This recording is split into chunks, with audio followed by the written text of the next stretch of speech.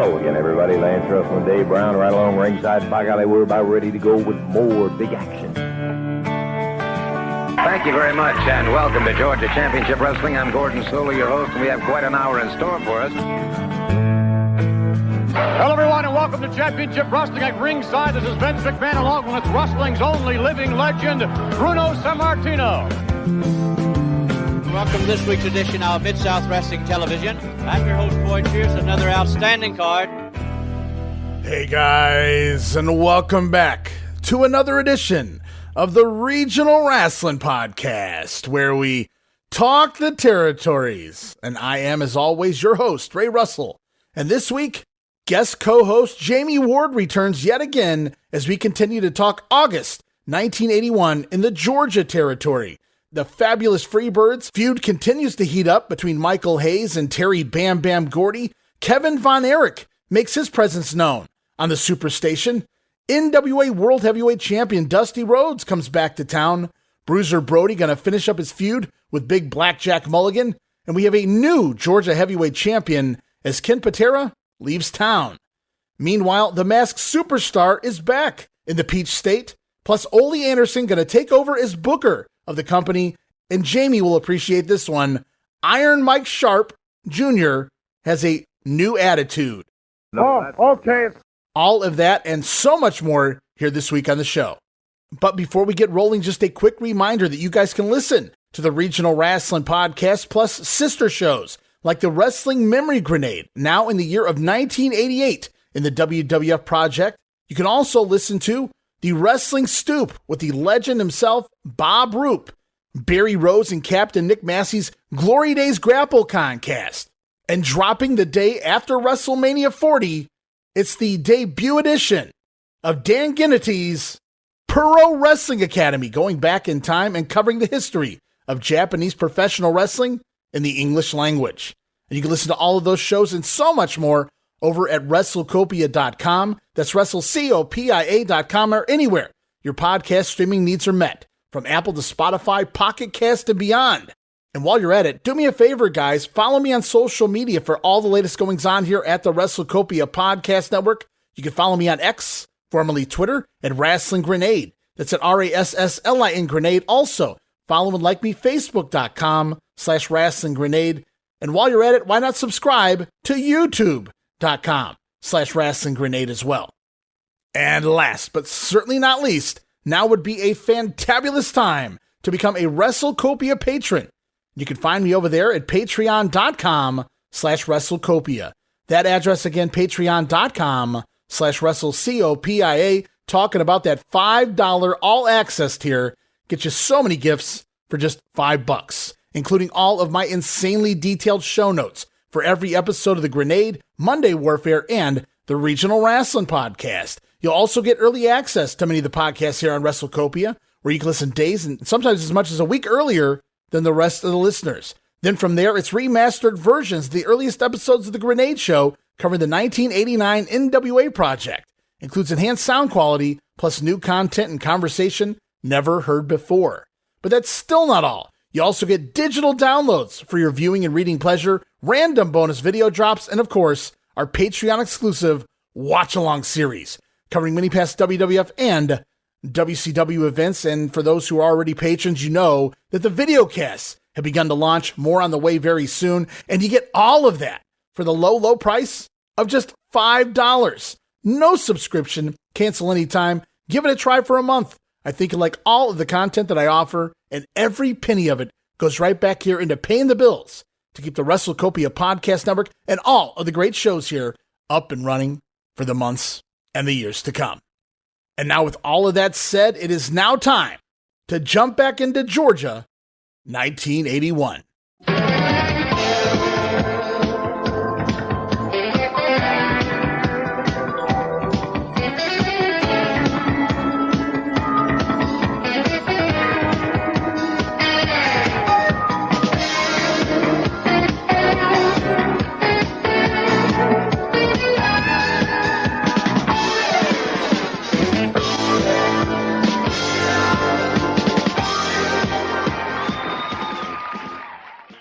Welcome back, Jammie Ward, to the show.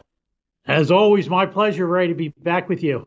As always, my pleasure to have you, Jamie, as we continue on Georgia 1981. In the summer of 81, I was too young to really remember it, but George Scott finishing up here. Ole Anderson about to take back over the book. Going to be looking forward to some interesting possible changes around here. And there are a lot of changes that are going to take effect.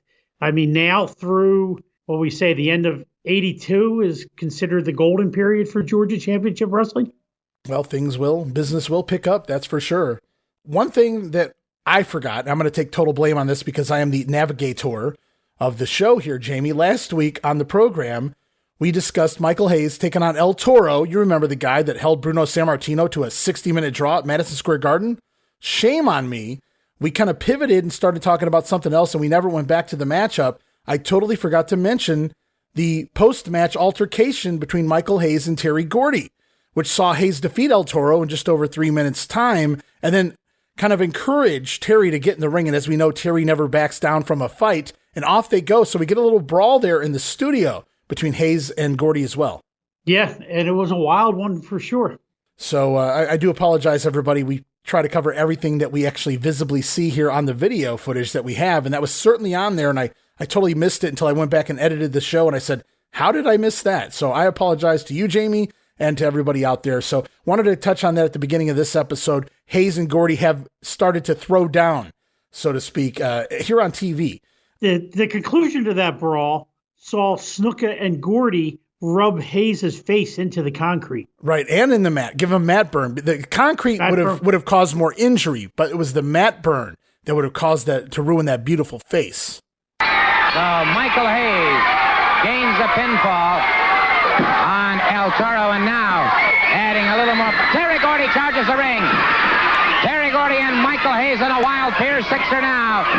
Fists are flying as both men mixing it up. And Terry Gordy now being beaten backwards, and now both men back on the canvas, and it is Terry Gordy. Now has Hayes down out. Hayes on top of Terry Gordy, pounding away at the head of Terry Gordy. El Toro outside the ring, still trying to recoup, and it is the Terry Gordy trying to set Michael Hayes for a pile driver. Michael Hayes breaks it up. Hayes back in, gets a side headlock, goes for the bulldog on Terry Gordy. And now Hayes sets Gordy for the pile driver. And wait a minute. Superfly Snuka catches Michael Hayes from behind, and now Michael Hayes battling it out with Superfly Snuka and Terry Gordy, and now it's 2-on-1. They have Hayes outside the ring. Snuka and Terry Gordy punishing Michael Hayes on that concrete outside the ring. And Hayes in a lot of trouble now. Hayes hurtled back into the ring, and Snuka and Terry Gordy after him once again. And they are grinding his face in the mat. And that's one thing. Hayes has that tremendous ego regarding his facial features and his hair. And they are heaping the ultimate insult on Michael Hayes. And they are burning his face into the mat. Wait a second. Ted DiBiase, Tommy Rich, Mr. Wrestling 2 have all entered the ring. And we'll be back as soon as we get order restored. We'll be back in just a moment. Yeah, and I believe on the next TV show, he comes out with that mat burn on his face. Yeah, Snuka had to jump in. Obviously, not going to allow it to be a 1-on-1 because Hayes was winning that fight. And Snuka jumps in, makes it a 2-on-1, and then they go to work on Michael Hayes' face. But I got to say, it recovers in a hurry. But yeah, even Gordon Soley putting over on commentary, oh, that's worse than injuring the man. Michael Hayes loves his, beautiful face. But we're going to move on now, guys, to August the 3rd, Augusta, Georgia, the Bell Auditorium. I've got a couple of different results here for Bruno Sammartino Jr. Either way, it's a draw. Bruno Jr. is originally scheduled to take on the French Angel, but I've seen Bruno going to a draw with David Sierra. I've also seen Bruno going to a draw with Steve-O, Buddy Steve-O. That would have been quite the interesting opener there. It would have been nice, fair and square. Steve shook hands, and they shook hands afterwards if Steve-O was involved. Yeah, Mr. Personality, Mr. Everything right now. Steve-O's still the national champion, the longest reigning champion in the territory, I do believe. As we continue on, more action here in Augusta. Going to see George Wells and Bruce Reed over the team of Iron Mike Sharp Jr. Did that for you, Jamie. And Brian St. John, also Michael Hayes defeating Big Jim Duggan. They're going to meet quite a bit more in the UWF in years to come. Also, Tommy Rich teaming with his good buddy Ted DiBiase, scoring a win over the national tag team champions, Georgia tag team champions, Terry Gordy and Jimmy Snuka on a disqualification. And the main event, also another DQ, sees the NWA World Champion Dusty Rhodes over Ken Patera, the Georgia champion at this point, on a DQ as well. Yeah, that's a match I think we talked about last time. I would have loved to have seen a Patera-Dusty match. I'll say this much. I don't know if Dusty's booking his own opponents here, but he certainly comes, with guns a-blazing. All of the big names, Ken Patera, Bruiser Brody, Terry Gordy we're going to see here. So Dusty definitely defended the world title quite a bit here during this Georgia run. As we go on here, August the 4th, Macon, Georgia, at the Coliseum, it's the national champion Steve-O over the French Angel with his sleeper hold. Brian St. John battling George Wells to a 20-minute time limit draw. Then from there, Michael Hayes, remember, he's a brand new man, Jamie, someone that people can follow and be proud of, but not completely a changed man, as he defeats Jim Duggan here with a pair of brass knuckles. Michael does what he has to do. And I told you before, if you liked when I was a heel Michael Hayes fan, you're going to love me as a face Michael Hayes fan. Jim Duggan got what he deserved. He probably pulled some chicanery on Michael. And Michael just had to even the odds. He always has that pair of brass knuckles in the trunks just in case. And this was the just in case. Oh, that's what's bulging out of the side of his trunks then. Okay, that makes me feel a little better. But Michael Hayes here, you say, if we liked you as a heel Michael Hayes fan, we're going to love you as a babyface Michael Hayes fan. Well, I imagine it works the other way as well. If somebody out there loathed you for loving Michael Hayes, they're really hating you right now, Jamie. That's fine. I can take the heat. Oh, it's all subjective. I got big shoulders from carrying the mail for 40 years. There we go. Tag team action. Going to see Ken Patera and Mike Sharp team up over the team of Tommy Rich and Ted DiBiase. Ken Patera scoring the pin here on DiBiase. Many people scratching their head. What? Why? How? DiBiase on the way out. I believe he's going to finish up here August 17th. Main event here in Macon. Going to see NWA World Champion Dusty Rhodes over Terry Gordy on a disqualification. Finish going to see Terry Gordy bloody Dusty Rhodes. Imagine that. Driving him into the steel ring post on the outside while the referee was down. But the post-match, the disqualification in tow there as the referee alerted that Gordy had used the steel post. I guess they're using that as a DQ here. But Michael Hayes out to save the day at the end of the night. Michael Hayes is for truth, justice, in the American way, and Dusty Rhodes is the American dream. So it was logical. It made sense. Yeah, they all tie together there. As we go on to Columbus, Georgia, I beg my pardon, August the 5th at the Municipal Auditorium, George Wells and Ted Oates going to a draw with Brian St. John and David Sierra. Ted Oates coming back out double duty once again over the French Angel. Well, it is Columbus after all. Michael Hayes again over Big Jim Duggan, third day in a row. Ken Patera, the Georgia champion, over the national champion Steve-O. It's Terry Gordy defeating Bruce Reed, and NWA World Champion Dusty Rhodes still here, and yet another opponent, a different opponent every night this week. Dusty Rhodes over the Superfly Jimmy Snuka, and boy, I would have loved to have seen that one. Oh, that would have been a great match, especially the badass Jimmy Snuka that Dusty would be taking on in this particular matchup. Yeah, the aggression there from Jimmy Snuka, and then, of course, a little flip-flop and fly. Jimmy Snuka in 81 was bumping around that ring for Dusty, no doubt, as well. As we go on to August the 6th, Waycross, Georgia, the City Auditorium. I don't have results, but the matches looked like this. Ken Timms versus Ted Oates. George Wells against Mike Sharp Jr. Jill Fontaine, the ladies out here. Jill Fontaine against Joyce Grable, and Terry Gordy and Jimmy Snuka scoring a win over Michael Hayes and Ted DiBiase. No doubt, once again, DiBiase taking the fall there in Waycross. That was one hell of a main event right there. They were kind of DiBiase probably had the side eye to Hayes the entire time. Well, that probably cost him the match, but at the same time, this feels like kind of a practice match. Not that they need it back in these days, but probably getting a couple ideas down for the big Omni show coming up between these two teams. Oh yeah, most likely that's exactly what this was. We roll on August the 6th. Also, Marietta, Georgia at the Cobb County Civic Center. Going to see David Sierra over Abe Jacobs. Wendy Richter in town, the Cowgirl over Candy Malloy. It's Bruno Sammartino Jr. defeating the French Angel. Steve-O teaming with Bruce Reed over Brian St. John and Professor Sonoda. And the NWA World Champion Dusty Rhodes once again scoring a win over the Georgia champion Ken Patera. I see they're putting French Angel in with Bruno Jr. a lot in these house shows for the last month or so. A good person for him to learn from. And of course, veteran. A grizzled veteran, absolutely. I mean, look how Steve-O got to his excellence. Now, by going against the French Angel there for a while. Yeah, I don't. But then we had that main event of Rhodes and Patera. You can't go wrong with that. No, Dusty, he has no shame in his game going over on all of the top heels here in the Georgia territory before he leaves once again. As we move on to August the 8th, Atlanta, Georgia, WTBS Studios for another beautiful edition of Georgia Championship Wrestling on TBS. As we kick the show off with Professor Sonoda. We talked about him a little bit last week on the show, last time we were out here, Jamie. The future Magic Dragon, just actually weeks, if not a month or two away from becoming the Magic Dragon over in the Dallas territory. But here it is, Professor Sonoda over Jerry Mahoney. Also, George Wells and Bruno Jr. teaming up, defeating the team of Brian St. John and Iron Mike Sharp Jr. Hey, a couple of second-generation stars in here. It's the babyfaces going over by disqualification when the random team of St. John and Mike Sharp relentlessly double-teaming Bruno Jr., causing a disqualification. Odd booked finish there. Match goes 8 minutes, and I did notice referee here, George Scott Jr., the future Byron Scott in the 1989 NWA. Yeah, I told you George Scott Jr. was coming into things, even though it's surprising. Daddy's leaving, and George is going to be around for almost 2 months refereeing. Unlike the Colonel Buck Robley leaving, I think this was probably, hey, Ole, this isn't my cup of tea down here right now. Why don't you take over? I'll go back to Mid-Atlantic. Yeah, I don't know that, with Robley leaving abruptly, I don't know that George Scott wasn't here as an interim booker to begin with. So I really don't know how, all that shapes out. But, it's very possible because Ole was, I believe, booking Mid-Atlantic at the time. So, he probably wanted to see his vision through for 2 months before he would come to Georgia.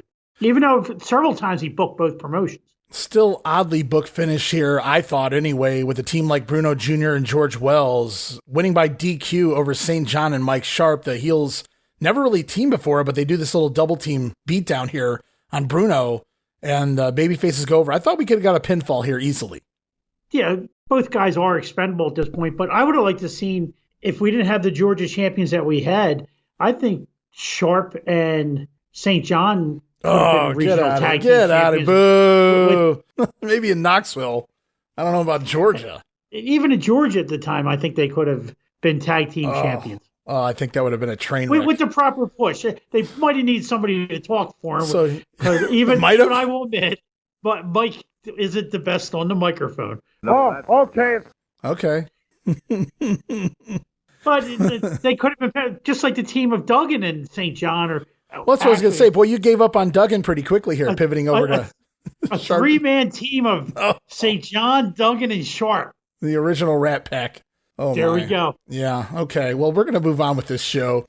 This match also out there on YouTube. Kevin Von Erich defeating Phil Landrum with a top rope reverse crossbody splash. I wrote, holy shit, what a move. Intentional or not, I think Landrum was supposed to get up for Kevin's reverse crossbody block, but he laid there on the mat, and Kevin just kind of pivoted and turned it into a splash, and it looked pretty damn cool here. Is Von Erich going to score the win 5 minutes time? Kevin's like the new Mr. Wrestling, too. You do what I tell you to do, or you're going to pay for it. Yeah, we see that before this episode of Regional Rasslin's over. Kevin not going to have it here with some of these job guys, these preliminaries. As the new team of TNT, that's Tommy and 2, Tommy Rich and Mr. Wrestling 2, going to score a win here on TV over Snake Brown and the French Angel. As we go off now to a Wildfire Tommy Rich promo talking about the upcoming matchup, the Georgia title on the line, Tommy taking on Ken Patera. Tommy Wildfire Rich, former world champion, former Georgia heavyweight champion with me. Gordon, I've been getting, you talk about former Georgia heavyweight champion, former world heavyweight champion. They all meant a lot to me. But I've been getting a whole lot of fan mail, not just from Georgia, but from all over the country saying, Tommy, when are you going to get the Georgia heavyweight belt back?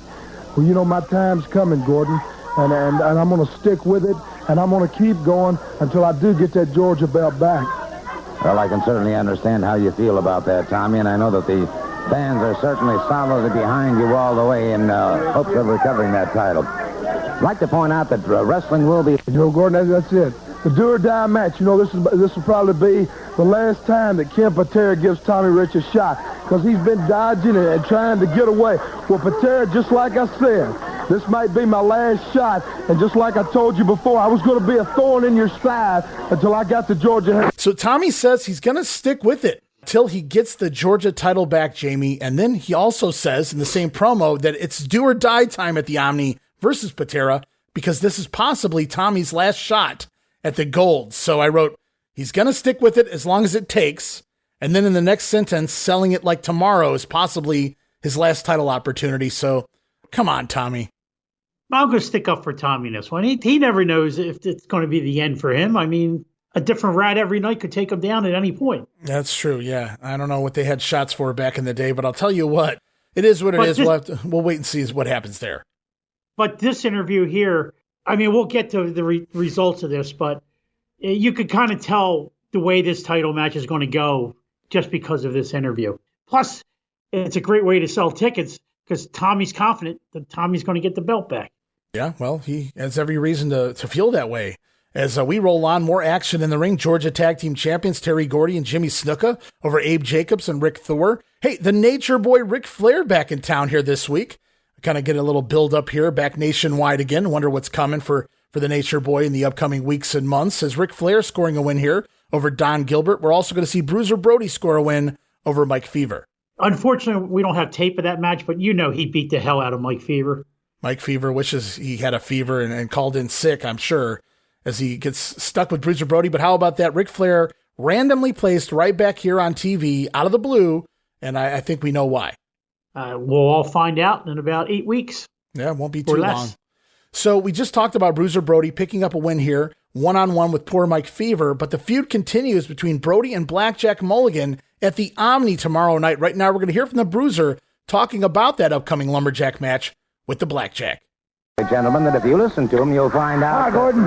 Well, Bruiser Brody, a very bright. They done heard enough. Let's get something right now. I don't know what a lumberjack match means to you people, and I don't know what it means to you, but I know what it means to me.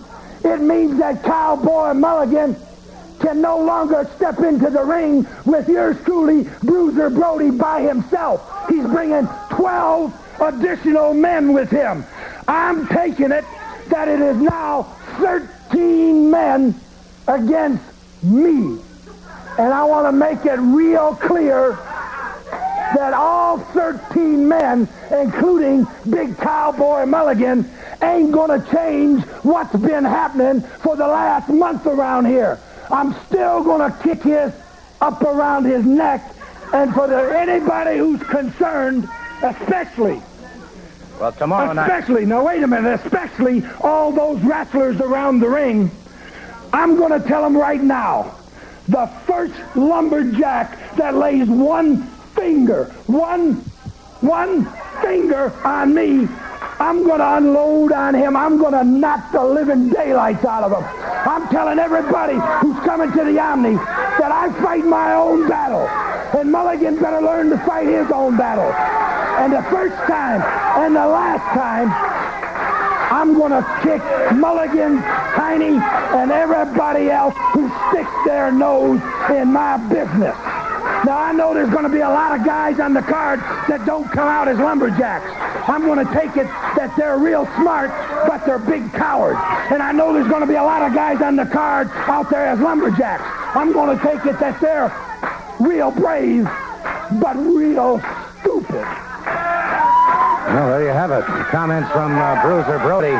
And like I say, he is quite an articulate man indeed. So Brody's stating that because this is a lumberjack match, it would imply that Mulligan feels that he can't get the job done by himself. He's bringing 12 men with him. So it's actually 13 men versus Bruiser Brody. And I still like his odds, Jamie, by the way. But that first man that he says that lays a finger on him, he's going to knock the daylights out of him. Ain't nothing going to change in their fourth encounter. Brody going to win once more, as Gordon Soley referring to the Bruiser as quite articulate. I wrote quite articulate indeed. The two of them have come a long way. When Brody first shows up, you could see in Gordon's face he isn't happy with Brody touching him and everything else. But now we're up to this point, and Gordon and Brody are starting to get very comfortable with each other. Well, you can do what Tony Schiavone said he used to. He used to bring Gordon a bottle of vodka every time they were going to record together, and it was like smooth sailing from there. So maybe a little bit of that went on. I don't know. That's very possible. I could see Brody doing that. Well, that's pretty cool. But no, you're right. I mean, it took some time, but it's working out. Brody's starting to come out, kiss Gordon on the forehead, tease him, shakes his hand, and then, the second time he goes to do it, he pulls away. So Brody having some fun out here. And if Gordon didn't like it, believe me, it would stop at some point. But it just continues on, having some fun here. Bruiser Brody's still sticking around as he's got this big match with Mulligan upcoming. And speaking of Blackjack, we heard from Brody. Now we're going to hear from the other side. A gentleman who's known as a down-home friend. It has to be Blackjack Mulligan, and I'm proud to have him as a friend. Welcome aboard. You know something, Gordon? Something that really gets to me, something real down deep to me, say a gut feeling or something, is Brody comes out here and tells everybody how bad he is, how mean he is. Well, I'm going to tell you about bad, brother. Maybe it's time to stop being a good old down-home gentleman. Maybe it's time to start being real nasty. Brody's one of the few men I know that's big and mean in combination. I can get big and mean and nasty, too. I still hold the records, brother, in the NFL, being thrown out of more games. Big deal, you say? Well, I like to fight, Brody. That's what the point is. Makes no difference to me, anywhere, anytime, any place. But we're coming right down to it, Brody. Me and you. I don't care. I can get nasty. I can get mean. As you. Well, tomorrow night, of course, at the Omni here in Atlanta, Blackjack, it's you and Brody, a lumberjack match. That means the ring will be surrounded by lumberjacks. If anybody leaves, they'll be dumped right back in the middle of the ring. I can't wait. This is like 2 a.m., Sweetwater, Texas at the Rock Inn. Two guys getting a beef or something, you go out back, they all get in a circle. Nobody leaves. Nobody decides to take a hike. And Brody, one of us is going to want to get out of that ring. It might be me. The going might get a little bit tough. I might decide to leave. But the fact is, brother, you can get a boot right in the can. You're going to get thrown back in that ring. We're coming right down to it, Brody. Me and you. I don't care if it's in San Francisco, but it's in the Omni right now. You and I are going to get right nose to nose. We're going to find out who the meanest, who the baddest, who the filthiest is. And maybe an eyeball come out, a nose, teeth. Somebody's going to the hospital. You understand that? So, Jamie, this was an interesting promo here because we got this one. Obviously, I played the audio, so we were able to see it. But I don't see Blackjack in the results here for TV, but he is clearly here in the studio, and he clearly worked a match because he's standing out here sweating and breathing hard. Well, he either worked a match or had some other shenanigans going on backstage. I have no idea. Maybe he worked a dark match. Maybe something that they had just for Best Of. Oh, very good. Good I mean, because every now and then Best Of would have some matches that they didn't say was Best Of exclusives, but you didn't remember seeing them on the main show. Right. Yeah, good call there. I didn't. So even maybe think... it's something. Maybe he was not in great form that day, and they just totally cut it out of the 2-hour original show. Blackjack not in great form in the 1980s. Imagine that. As we heard Bruiser Brody, he said he likes to fight. Well, old Blackjack, he likes to fight too, he says. He can get just as mean and nasty as Bruiser Brody. Mulligan comparing the lumberjack match to a fight outside his old hometown bar. They used to take the fight outside around back in the parking lot, and all the patrons would form a circle, so to speak, and the two guys would fight in between until one man was down and done. And that's the idea here of the lumberjack match. Yeah, the only thing they're going to be missing for this one is pull the cars up and put the lights on. There you go. Yeah. Kevin Von Erich back out for a second matchup, scoring a win this time over your buddy, Ed Timms, no mask. It's the infamous body scissors into a cradle pinfall here for Kevin Von Erich as we go off now. Gordon Solie marveling in the finisher of Kevin Von Erich as they talk about that very specific hold. Take a moment right now to talk to Kevin Von Erich because he did something that I saw last week and I saw again today that is most unusual. I want to find out exactly just where this situation came from because it's a chain series from a lateral body scissors to a lateral drop to a lateral roll, which is most unusual, and very frankly, you're the first wrestler I've ever seen compete with that. Well, Mr. Solie, you're making it sound a little bit complicated. In all truthness, there's no name for this hold. It's just something I did one time, and I can't think of a name for it. I guess you could call it the no-name hold. Unless you think of one. I'll tell you what, it was a fine pinning combination, so whatever the name might be, perhaps we can think of the proper name for it, but I'll tell you this much, it worked. Well, it is a very effective hold. Let me say something, Mr. Solie. I came here 3 weeks ago. I consider you a good friend of mine now. Thank you. We've known each other for 3 weeks. And it's about time I started filling my quest. I mean, I've had 6 matches. I'm undefeated 6 times. I'm not bragging, but I'm here to fill Von Erich tradition. And that tradition is a winning tradition, and I'm ready to get it started. I'm ready to start rolling. I want one of these belts because I feel like that's the way to get my name up on that ladder. So I'm ready to go. Well, that's certainly understandable. And, of course, right now you've got Steve-O, who's a national heavyweight champion. You've got the Georgia heavyweight championship that could be sought after. And, of course, the Georgia tag team championship if you're interested in going to a tag team route. Well, I've got some brothers. One brother, Kerry, who was he won the Olympics in the discus. I'm sure of that. He had the farthest qualifying throw. My brother David is one of the top athletes in Texas, and either one of them would make a fine tag team combination for me. And any way you look at it, I'm going to win. I'm going to take this thing, and I'm going to go all the way with it. So you just stick with me, and you'll see.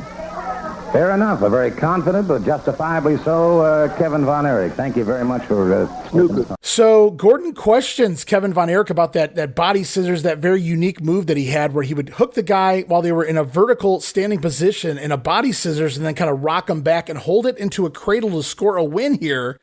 Gordon wants to know, what is that move called? As Kevin says, I can't come up with a name for it, Gordon. I guess it's called the no-name hold. As I wrote, Kevin, not exactly the epitome of a good promo, Jamie. See, now if Kevin was on his really thinking at that moment, he would have told the fans to write in and come up with a name for the hold. Good luck that way with they that. could expand on the mailing list. Kevin's not, if I remember correctly from some of the tapes I've seen, the jobbers from World Class were nowhere near as bad as the jobbers for Georgia Championship Well, Wrestling. I feel like a lot of the talent that was doing jobs, the preliminary guys in Dallas, were actual credible undercard guys, like they had done something somewhere or even in the Texas area prior to or afterwards. Whereas Georgia, a lot of times, kind of like Memphis, it felt like they just picked somebody up off the street to fill in a gap. Yeah, I mean, there's going to be a match in a couple matches, actually. When we get to the 15th, there's a tag team match, and I forget what it is, but I know exactly what it is. Okay, we'll touch on it when we get there. That guy, that had to be his first match, but we'll get there. Possibly his last as well. But Kevin says he's here in Georgia to fill his quest, the Von Erich quest. He says it's time to put a belt around his waist. Perhaps Kevin Von Erich versus Ken Patera? Boy, that would have been something else. As he keeps referencing his brothers here, Kerry and David. I guess they can't be here in body, so at least he name drops them. No doubt a Fritz promotional tactic. And they were probably coming sooner or later. I don't know about that. I can't imagine, maybe a stop through, but I can't see all of Von Erichs abandoning the Dallas territory at the same exact time. No, I don't mean that. I mean similar to what happened in Florida, where Kevin and Kerry do wind up making appearances here and there. Right. I could have seen the same thing happening here also. I would have loved to know what the plan was for Kevin, if he was going to be here long term or not before he gets injured. But Gordon puts him over big time, talking about him being the Texas heavyweight champion, and then again mentions the Missouri title, right? And then how Briscoe and the Funks all held that title before winning the NWA title. Yeah, they're putting Kevin over pretty strong here. He's not just another guy on the card. There's clearly plans for Kevin Von Erich moving forward now. Obviously, we know some things are going to happen, but in the meantime, going to enjoy his run here. He's got some cool things coming up. As we continue on, more action here on Georgia this week. 6-man tag team action. Going to see Terry Gordy and Jimmy Snuka team up with Iron Mike Sharp. Wow, what a team. Scoring a win over Bruce Reed, Abe Jacobs, and Ricky Johnson. Now, this match not out there that I could tell, but perhaps this is the same Ricky Johnson, the brother of Rocky Johnson, but Ricky never really made it to that status, kind of a journeyman at best. Worked really just about anywhere you could get a job, and usually as a prelim guy, as seen here, if it's the same Ricky Johnson. Yeah, I was wondering that myself when I saw the result. But how about that Mike Sharp getting to team with the Georgia Tag Team Champions? There's you another faction, Jamie. Could you drool over that one? Oh, yeah. Now you're talking. One more match here this week. Got to see national champion Steve-O score a win over Jose Medina. As we close out the show here this week, I noticed no Ted DiBiase again. So DiBiase, he was gone due to prior commitments a couple weeks ago. He returns in time to cut a promo last week with Michael Hayes. No DiBiase here on TV again this week, heading into the big Omni card, which is unusual, but there's good reason. Yeah, he's obviously winding down, and Kevin was brought in as his replacement at this point. All right, guys, got a bonus piece of audio here for you. The best of episode August the 9th. Here we go with Wildfire Tommy Rich. You know, Tommy Rich may be from Tennessee, but I don't care where he goes, anywhere the length and breadth of this nation, he feels at home, and the people in that particular area feel very much at home with him. He's an outstanding athlete, and, of course, he's looking for that Georgia Heavyweight Championship. Well, thank you very much, Gordon. You know, you kind of hit the nail on the head when you said, you know, not only do I feel at home here in Georgia, but I feel at home anywhere I go because the people do. You know, I get mail from all over the country, you know, not just here in Georgia, but, you know, the 17, it goes all over the country. And just like you said, it makes you a superstar, I guess, all over the country. Well, certainly no question about that. And I know, of course, that here you are, one of the very few men in the world who have achieved the World Heavyweight Championship. You were honored by the governor of the state of Georgia. You've been the Georgia Heavyweight Champion in the past, and I know that has to be a goal that you've set your mind to regaining. You know, that's exactly right, Gordon. It's been a long, hard road. Patera's tough, but just like you said, I told him I was going to be a thorn in his side till I got the belt back, and that's exactly what I'm going to be. Well, tonight, of course, at the Omni here in Atlanta, Superfly Snuka and Terry Gordy defend the Georgia Tag Team Championships, and Ken Patera defends the Georgia Heavyweight Championship against you. You know, it's Tommy Rich's date with destiny right here at the Omni, just in a little while, Gordon. You know, it might be the last chance. Patera said if I don't beat him this time, there won't be no more chances. Well, I don't know about that, but Patera, I'm coming to the Omni, and I'm coming to win. I ain't coming to lose, so you better... Great all-time favorites here on Georgia Championship. So it's Tommy's date with destiny. Ken Patera stating that this is Tommy's final opportunity at the Gold. We'll have to wait and see how that transpires. Yeah, just another fun little promo, just setting up the big show. Come on down to the Omni and watch Tommy Rich, perhaps for the very last time, his final opportunity at that Georgia belt. That's a way to sell some more tickets at the last moment. That was a very good interview by Tommy. But we're going to throw off now Freddie Miller running down the Omni card. Attention wrestling fans, Sunday, August 9th, 8 o'clock, the Omni in Atlanta. Such stars as John Studd, Iron Mike Sharp, Bruce Reed, George Wells, Bruno Sammartino Jr., Professor Sonoda, Barry Mulligan, plus these matches, the Superstar against Steve-O, Lumberjack match, Bruiser Brody against Blackjack Mulligan, Georgia Heavyweight Championship, Ken Patera against Tommy Wildfire Rich, and for the tag team titles, Superfly Snuka and Terry Gordy against Michael Hayes and Ted DiBiase. That's the... So Barry Mulligan headed in. I do like how they're changing the book. They're not really announcing the undercard here. It's just all of these stars are guaranteed to appear, plus the main matches on the card. See, I'm the opposite. I want to know what the matches are. But well, very I do too, but I'm just putting over the change in booking, how they were wise not to promise something if Ole was going to come in there and change it all around. Right, and then people might show and might not show. So, yeah, I can understand their reasoning for it. But very interesting. From the month of April to the month of August, we've gone from Blackjack Mulligan Jr. to Barry Mulligan.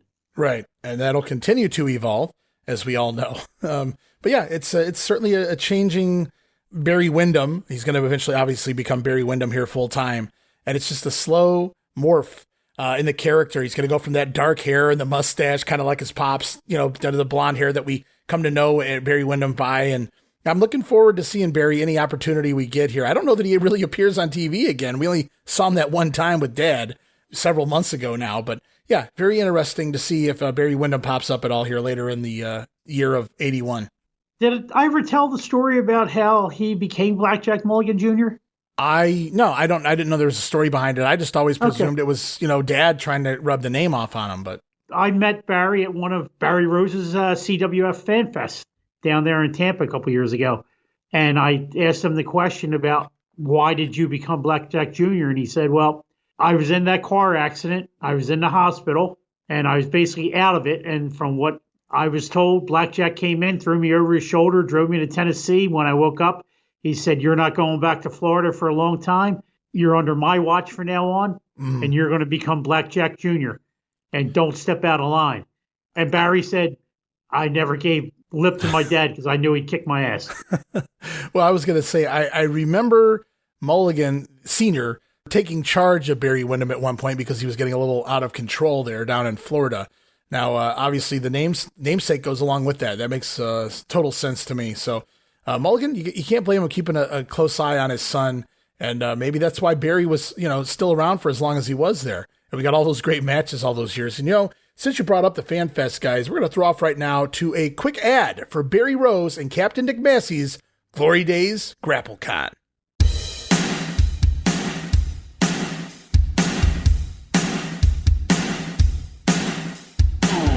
Hey guys, you're invited to join us April 20th, Orlando, Florida at the fabulous Rosen Center Hotel for Barry Rose and Captain Nick Massey's Glory Days GrappleCon. Tickets available right now at eventbrite.com. It's a full day of events, meet and greet with dozens of your favorite wrestling superstars, both past and present. It all kicks off 10:30 in the morning. Ron Simmons, a special 1-hour Q&A session. Damn! Then from there, meet and greet all of the great superstars in attendance. Get your pictures, get your autographs, and spend some time. Have some conversations. Make a memory. Before we head off to the Legends of World Class reunion panel, hosted by former announcer Mark Lawrence. Just some of the names on the panel include Brian Adias, Al Perez, the one-man gang Missy Hyatt, and Jack Victory. They're going to go back in time and discuss their time in the world-class territory. Then from there, late in the evening, it's a shot of Jack with Jack Victory. So come on in, stop by, have a good time, have some drinks, and most assuredly have quite a few laughs as well. Again, mark your calendars, April 20th, Orlando, Florida, the Rosen Center Hotel.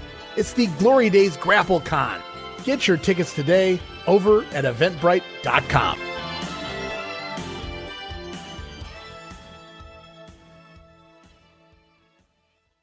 All right, guys, the Glory Days GrappleCon taking place April 20th in Orlando, Florida, the Rosen Center Hotel. Barry Rose, Captain Nick Massey bringing a host of wrestlers there. Lots of great talent, both past and present. Looking forward to that one. Yeah, and you got some Georgia influence there with Stan Hansen, the man from Borger, Texas. Stan the Man. That's the name that I'm most looking forward to meeting is Stan Hansen. Larry Zbyszko, a close second for me. I'm right there with you. Oh, excellent. They're my main too. I mean, because I grew up on Larry Zbyszko, so and kind of Stan Hansen also. When I first started watching wrestling, one of my earliest memories is I'm going to guess they were advertising the Shea Stadium show on Philadelphia TV for some reason, and they had an interview with him standing there with a tombstone that had Bruno's name on it, and it had the date of the Shea Stadium show on it. He said, I've already started it and I'm going to finish it and you'll be in the ground, so many words. And that interview always stayed with me from that point on. Yeah, that wasn't even very unique for the time. I wasn't even a real fan at the time, but that is one of the things that hooked me. Wow, that's pretty awesome. Yeah, I've never seen that promo, so that sounds badass though. That would stick with me also, especially seeing it back in that time period when you didn't really see the visual props like that. So very cool deal. Looking forward to seeing Stan, Larry Zbyszko, and everybody else on down that line. But we're going to continue on here with Regional Rasslin, guys. August the 8th, Carrollton, Georgia, at the Fairgrounds. French Angel going to a draw with Abe Jacobs, a couple of old-timers there. Iron Mike Sharp defeating Bruce Reed, who is also on his way out. Reed, not Sharp. National Heavyweight Champion Steve-O going to a double count-out with David Sierra. I wrote woof. I don't know what that finish was about. And the main event going to see Jimmy Snuka and the Masked Superstar double disqualification with Tommy Rich and Michael Hayes. You better watch yourself, Ray. David Sierra is liable to show up at the Glory Days Fan Fest. He always showed up at the CWF Fan Fest, and I wouldn't want to accidentally slip that you're not a fan of his. Oh, I am a fan. He's a hell of a worker. Okay. Based on the way he's pushed here, just didn't make any sense to me. That's all. Because I know you're not picking on Steve-O. So no, I would never. Now he needs to be. A vendor needs to get a hold of Barry and bring Steve-O into that damn convention. That's what we really need to close out the night. Not a shot with Jack, a shot of Jack, but a shot of Steve. I mean, Steve-O having a few Jack Daniels there. And you know what? There are enough Georgia guys around. I mean, this Fan Fest is world class. Basically, maybe his next one can be Georgia. I mean, Tommy Rich. I don't know if Michael Hayes would make himself available, but Hayes, you can bring back Bill Eadie again and get the main star Steve-O. Well, I'm looking at this though. Pretty cool. Jimmy Snuka and Bill Eadie teaming up. Just these dream teams that you never thought existed. And here's another one right here. Maybe in an alternate universe, these guys teamed up. But no, right here in real life, 1981, Masked Superstar and Jimmy Snuka, just another dream team for me. Yeah, I wonder if they ever teamed up in Mid-Atlantic. I mean, I guess it's possible, but Snuka, yeah, he was a baby face, but didn't he had just turned with Gene and Buddy Rogers at Buddy Rogers, point? Right. Yeah. It's always possible. You never know. Also on August the 8th, the A-Team out to Chattanooga, Tennessee in the Memorial Auditorium. Going to see George Wells and Bruno Sammartino Jr. Bruno subbing for Ted Oates here. So it's Bruno Jr. and George Wells over the team of Ken Timms and Professor Sonoda. It's a long trip from Japan to be doing jobs in the curtain jerker, but that's what happened. Those guys had to pay their dues over here and then go back to, most of them went back to Japan to become prominent main eventers. Yeah, but we get a preview here of the future of Hollywood Blondes, Ted Oates and Ken Timms. Well, Ted Oates is out. He's not here. Oh, that's true. Ted wasn't there. The name just popped out at me right next to, on the screen here. You got Ted Oates in parentheses next to Ken Timms. Ted was the blonde with Rip Rogers. Ken Timms was a fabulous blonde with Eric Embry. Yeah. But they were all blondes, all bleach blondes. So they could have been a great mega team they were combined. But you're really forming quite a few factions here this week on the show, Jamie. Also, the ladies here in Chattanooga, Jill Fontaine over Betty Clark. Ted DiBiase still here, scoring a win over Brian St. John, though noticeably DiBiase no longer in the main events, being moved down the card here rapidly. He does pick up the win over Brian St. John, but nevertheless, it is just a mid-card match. Also, George Wells defeating Bruiser Brody on a disqualification, and NWA World Champion Dusty Rhodes here, scoring a win over Big Terry Gordy. You know, I'll bet Dusty, and I'm not trying to be funny on this one, had the forethought to think years and years and years ahead that people might actually look back someday at results and discover how he faced all this different talent. So he just spread the wealth. So he can champion. name drop all of these guys. Absolutely. Totally. I can see that here. Otherwise, why book so many different matches in so many different towns? But right. Yeah. Why not just use the same guy each night? Instead, He's facing a different person every night. Right, yeah. He certainly has been. We go on August the 9th, Columbus, Georgia, Municipal Auditorium. Going to see David Sierra over Ken Timms. Blackjack Mulligan Jr., I guess that would be Barry Mulligan now, going to a draw with Brian St. John. Masked Superstar over Bruno Sammartino Jr. Michael Hayes defeating Jimmy Snuka on a countout. It's Terry Gordy over Ted DiBiase in a Texas death match. Going to see a lot more of them in the UWF, but wow. Gordy and DiBiase, Texas death match here. Just really DiBiase on the way out, and they're Gordy getting some big wins here. Yeah, and Columbus is getting an awesome card. Well, this card's stacked for Columbus. This is a matinee show, and they're bringing out all the stars here. Gordy over DiBiase in the Texas Death, and then the main event going to see Blackjack Mulligan Sr., if you will, teaming with Tommy Rich, scoring a win over Iron Mike Sharp and Ken Patera, noticeably still there for the matinee show on August the 9th in Columbus, Georgia. And I said that for a very good reason, Jamie. You already know why. As we move on to the evening card, August the 9th, at the Omni in Atlanta. The card looks like this. It's Professor Sonoda over Abe Jacobs. Barry Mulligan scoring a win over French Angel. Brian St. John going to a draw with Bruno Jr. Big John Studd in town, teaming with Mike Sharp. There's another team I'm sure now you there's love. A team right there, baby. Mike Sharp can just team with anybody, huh? They score a win here over Bruce Reed and George Wells. They've been teaming for the last couple months. Now Reed on his way out, so I'm assuming he did the job in this one. But Studd now here, at least this week in the Omni, picking up a tag team victory with Mike Sharp. Also, the Masked Superstar returns, scoring a win over the current national heavyweight champion Steve-O, non-title match, but Superstar is back and picks up a huge win there. Then we go on Bruiser Brody over Blackjack Mulligan in that epic lumberjack match, making the score Brody 3, Blackjack 1. And I do believe this, I could be wrong, but I believe this finishes the feud, at least as far as Georgia goes. So very surprised to see Mulligan on the losing end. Well, that's because Brody's staying around and Mulligan isn't. Well, yes, I get that from a booking standpoint, but still, I just feel like Blackjack would have booked himself, got himself a little stronger. Maybe finished 2-2. Something tells me these two guys are really tight in real life. It seems like it. I mean, they're working all over some of the secondary towns for Crockett up in Knoxville at the same time. Obviously, Mulligan owned a piece of that at this point, and he's using Brody, so clearly they get along. I'm sure he's getting paid well. As we go on, the next match was scheduled to be Tommy Rich taking on the Georgia champion, Ken Patera. But something happens in between Columbus and Atlanta, Jamie. New booker, Ole Anderson, has taken over. He's controlling this Omni card, and Ken Patera has went on record in the past and stated that he had argument and issues with Ole that day and quit abruptly in between the two towns. I'm assuming Kenny was informed that you're dropping the belt here. Maybe we don't really have a lot of plans for you moving forward. I'm not saying he would have been gone from the territory, but maybe, well, I don't know what we're going to do with you. We'll figure it out next week. I don't really know what the issue was. Ken didn't really go into the detail, but clearly something happened here as he got to Atlanta that he wasn't happy with, and thus Patera not on the card. He forfeits the match, so Tommy Rich gifted back the Georgia title, but Ken Patera gone from the territory just like that. And it didn't look like he left with the belt, so you give that to Patera's credit. Yeah, absolutely. He probably didn't want to lug it around, but also think about this. Coming off that awesome feat of strength, he just let Jimmy Snuka take a sledgehammer to his chest, break 3 cinder blocks on his body, and then, a week later, he's gone from the territory. I'll agree with you, Ray. But maybe he just didn't have plans, didn't know what he was going to do with Patera, and Patera said, well, I don't need this. I can go back to New York or someplace else. Well, that story goes in 89 NWA with Dennis Condrey. They come back as the new Midnights, him and Randy Rose, but George Scott takes over. And I don't know if it was George Scott or Jim Herd. It might have been Herd, but somebody didn't like Randy Rose at all. And not as a person, they just didn't get it. And they wanted him gone, but they were going to keep Dennis Condrey. So they set up that loser leaves fall match at the pay-per-view. And Rose was supposed to lose the fall and leave, but Condrey goes up to the booker, George Scott, whomever, and says, okay, but what do you got for me after that? And, George Scott goes, well, I don't know. We'll figure it out next week. And Dennis didn't like that answer, and so that's why he leaves, and we get Jack Victory.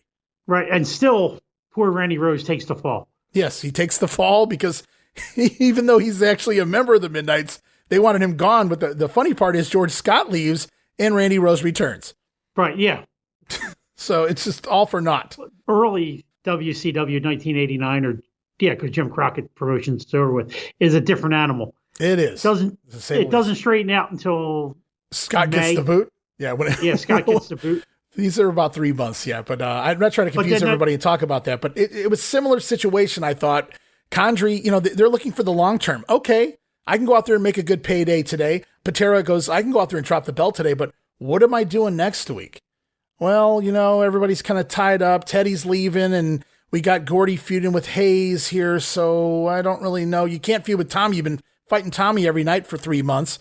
So it's like, okay, where do I stand? I mean, I don't know. Maybe they told him he was leaving the territory. And he just said, well, I'm not putting him over because clearly he didn't have an issue doing a job earlier in the day in Columbus. But something changed between Columbus and Atlanta. Maybe they told him we're going to turn your face and you're going to wrestle Bruiser Brody for 5 straight shows. Yeah, he heard getting turned face and he probably left the territory. That's just not who Ken Patera is at this point in time in his life. Even when he came back, WWF went through the 87 project. Yeah. Don't remind me. He was never destined to be a face. No. The demeanor just wouldn't allow it. No, absolutely not. So Tommy Rich giving back the Georgia title, but as a bonus match, a replacement match on the card, giving the fans what they came for. It is the new Georgia champion, Tommy Rich, scoring a pinfall victory over the Masked Superstar, who we just saw return earlier over Steve-O. So I kind of question the booking here. You just brought him back, and he does a clean job in the middle of the ring for Tommy, but at the same time, I mean, you got to give the fans something. You can't kill the town.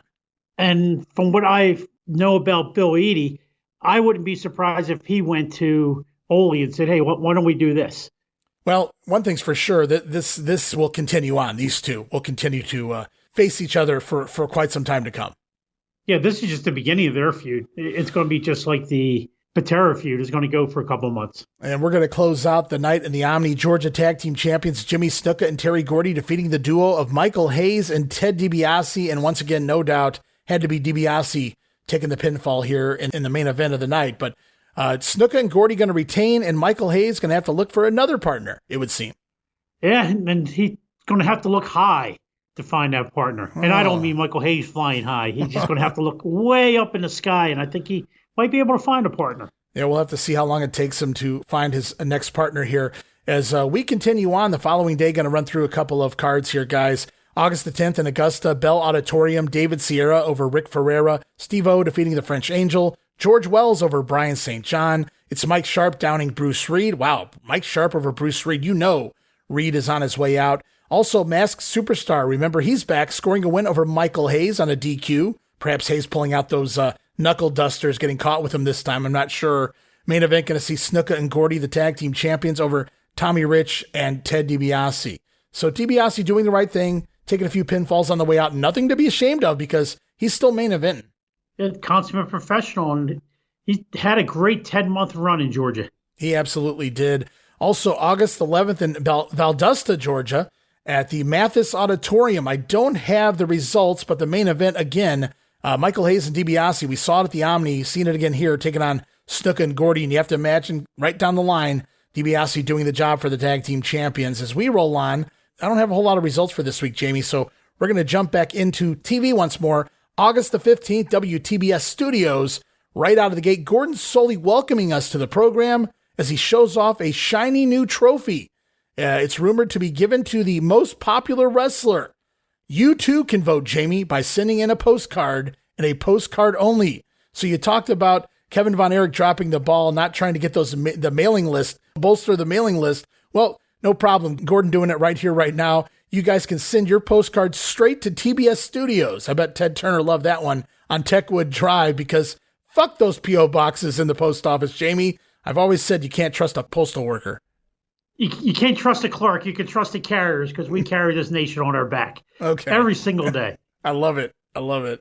And Ted Turner knows that. That's why he's having it sent to his studio, because he knows the carriers will get it to him. He can't trust the clerk to put it in the right P.O. box, but you can trust the carrier to get it to the right house, at least in 1981.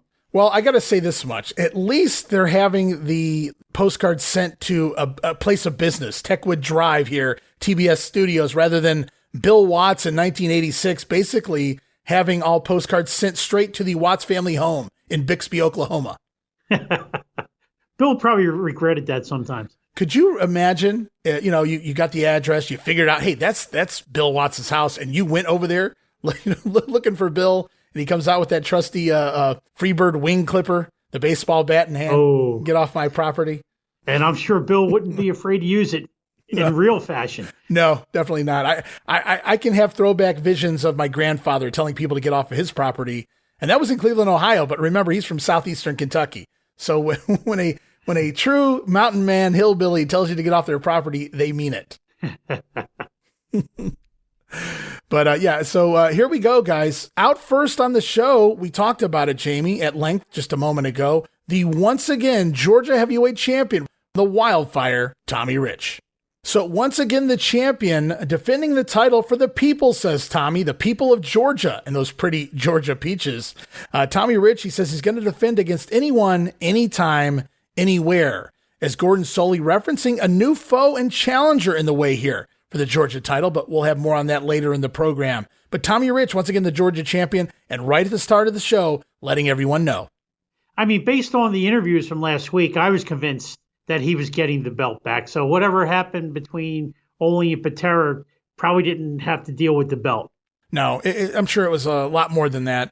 As we go off to action here, tag team action. George Wells teaming with Bruno Sammartino Jr. once again here on TV, taking on the team of Don Gilbert and the returning Bill White, one of my favorite enhancement guys. Bill White from Philadelphia, Pennsylvania, Jamie.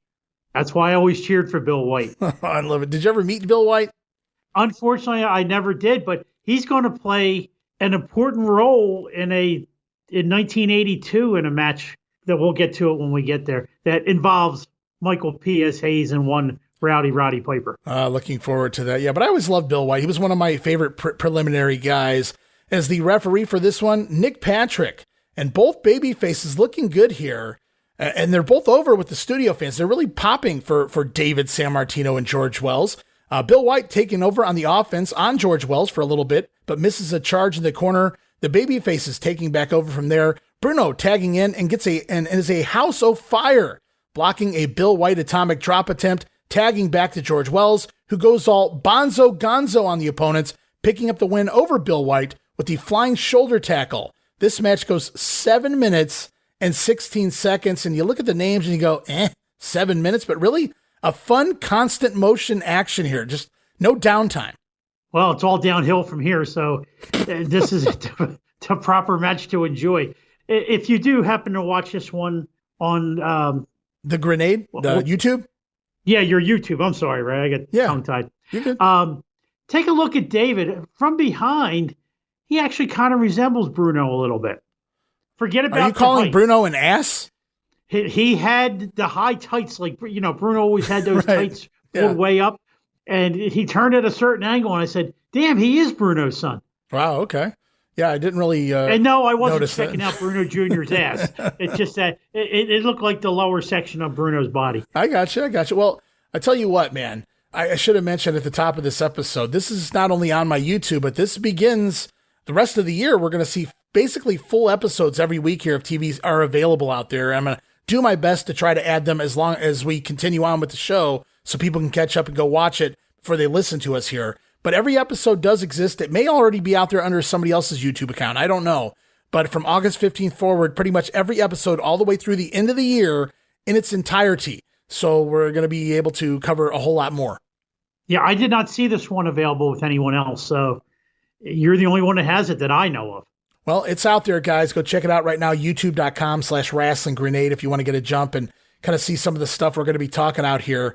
As we continue on, though, more action. But first, a reminder that Georgia Championship Wrestling is on the air for 90 minutes today due to the upcoming Jets at Falcons NFL game.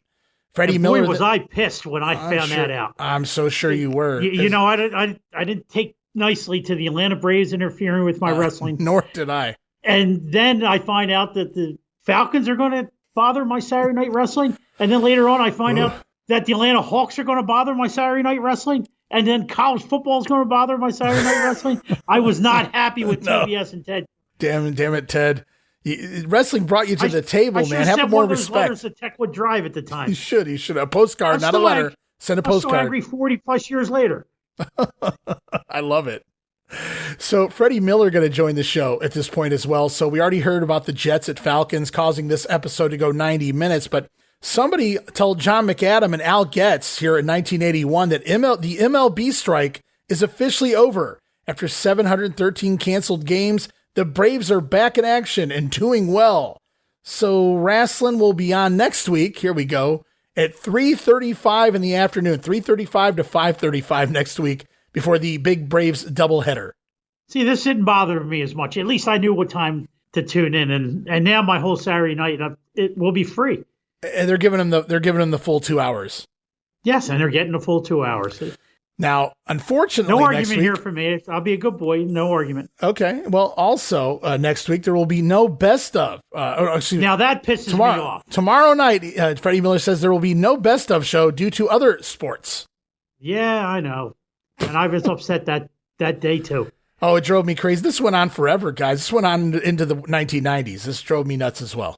Yeah, I wanted my show. Just screw the other sport. Just give me my wrestling. Yeah, like I said, Ted turning on the show that brought him to the dance. That was one of his highest rated, programs on TV. That and reruns of Andy Griffith throughout the 70s that brought them into prominence on cable TV by the 80s. But you got to do what you got to do when you're owning a bunch of different sports teams, I suppose, or starting to get in bed with some of them anyway. Right, and he's paying attention at this point. He's not out.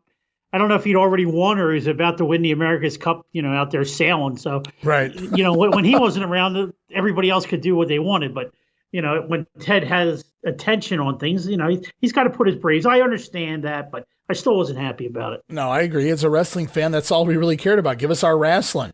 As Freddie Miller then running down the upcoming events, including August 29th at the Omni in Atlanta and then August 30th in Columbus, Ohio. 2 big ones, back-to-back nights. A hell of a weekend. Yep. If fans were like they were today, they'd be going to both those shows. Yeah, that would be a hell of a time. I'm looking forward to seeing what's on those cards, guys, as we roll on. So as Freebird begins to play, Michael Hayes has arrived to TBS Studios this week, Jamie. And with Ted DiBiase on his way out, Hayes went out and found himself another partner to take on Terry Gordy and Jimmy Snuka. He calls it a big surprise. Perhaps we could call it a giant surprise as we roll to a tape of one Vincent Kennedy McMahon, who introduces us to Andre the Giant. Now, this is that infamous generic promo that you'd see in a lot of territories. It was actually taped all the way back in August of 1980, but it was sent around the territories of Vince introducing Andre coming to your area in a generic promo. Could be in a one-on-one match, could be a tag team match, but great visual here with Andre standing on a crate of some sort, making him look 3 feet taller than Vincent. And I've seen a picture of that in the world of the internet somewhere. Okay. Of him. Literally, he was a giant over top of Vince because he's standing on the crate. But the big news is Andre returning to all of the territories now from that foot and ankle, that broken foot ankle area. And he's back in action. And this time he's going to be teaming with Michael Hayes. You can't go out and find a bigger partner, literally, than Andre the Giant to come after Terry Gordy and Jimmy Snuka. Yeah, I told you Michael Hayes was going to look high to find a partner. Yeah, it's like you knew what was coming or something like that. But I get it now. I get the pun. Man, you're classic Jammie Ward. I'm a clairvoyant every now and then. I'll tell you what, man. I'm looking forward to it, though. And it's fun how they're able to use this one generic promo all around the horn, everywhere you go. And for anybody asking, how the hell, I'm gonna break the fourth wall. I'm going to pull the curtain and reveal how I knew that this promo was recorded in August of 1980. Thanks to the wonderful world of YouTube and the WWE sending everything they own to YouTube so that it's cataloged, so that when anybody uploads anything that's copyrighted, it'll tell you when it was recorded, when it was aired, and et cetera, et cetera. And that's how I knew that this interview specifically was from August of 1980. Kind of a fun little fact there. Oh, wow. I might have to start doing that stuff then. Yeah, sometimes on YouTube looking for old things. Yeah, if you ever want to know the name of a song on one of Bill Watts' shows, obscure song on a Bill Watts or Memphis show, if you ever want to know when something aired from Vince, just upload it to YouTube and they'll tell you right away the copyright of when it was. So, look, yeah, a nice little trick there, guys. Use it at your own leisure. As we continue on, though, so big match announced for the Omni here. We know Bruiser Brody also announced is taking on Big Chris Cannon, who is another Knoxville worker at this point. The future very soon, Big Daddy Bundy, quickly renamed King Kong Bundy in Dallas. But at this point, he's still just Chris Cannon, the big near 500-pound man, mountain man, taking on Bruiser Brody on the upcoming Omni card. So clearly Blackjack's still loaning out some of the talent. Yeah, and when I saw this, I was surprised because I remembered Chris Cannon, or Chris Canyon, I think they even called him sometimes on WWF TV. Mm-hmm. I mean, a big man. I was surprised that he was in that enhancement role on WWF TV. Being such a big guy. Big guy, right, yeah. I remember a match with Mil Mascaras. That was just an odd pairing. Oh, yeah.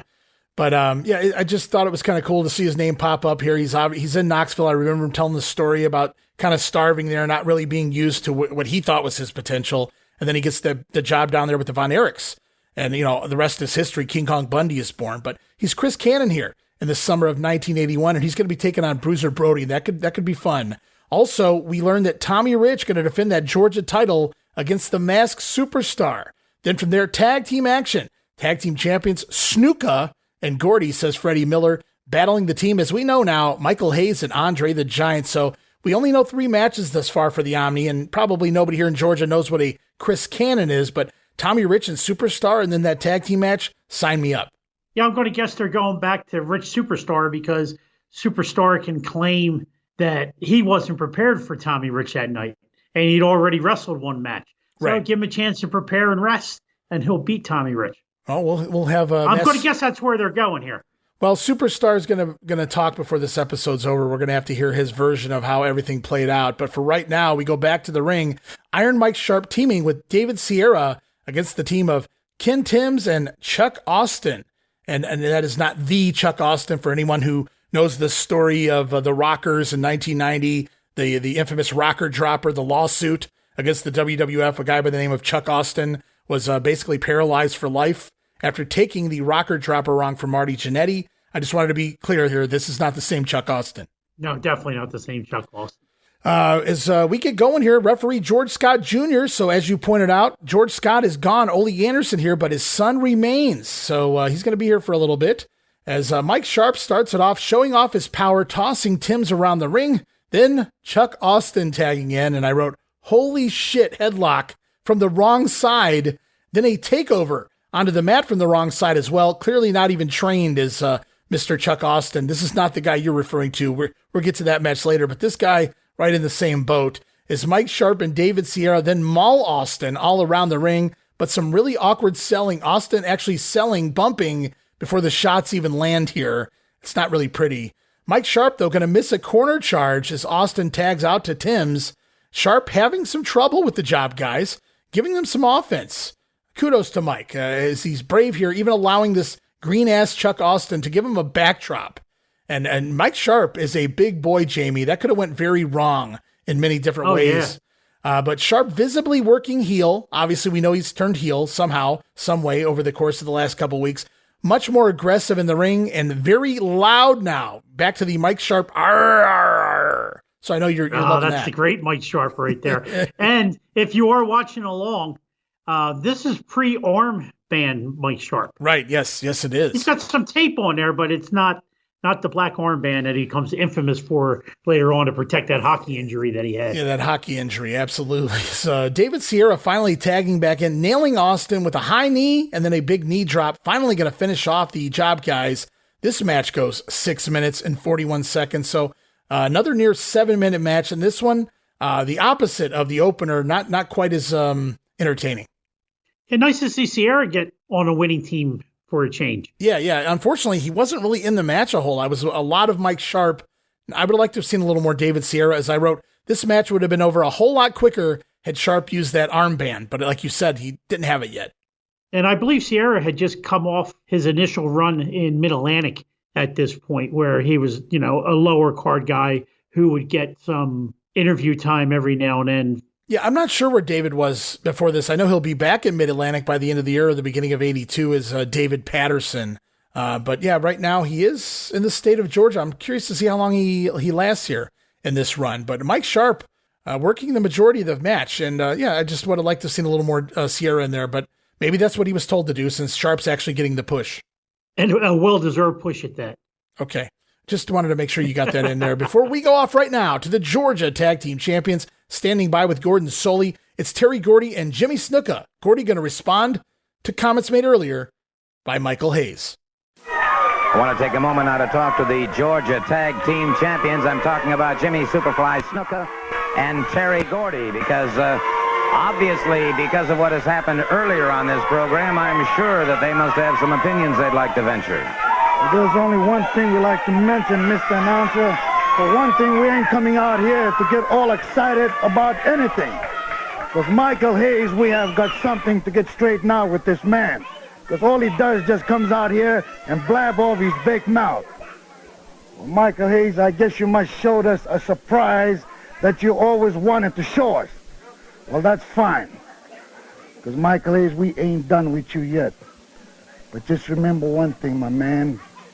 Things take a little time for different individuals.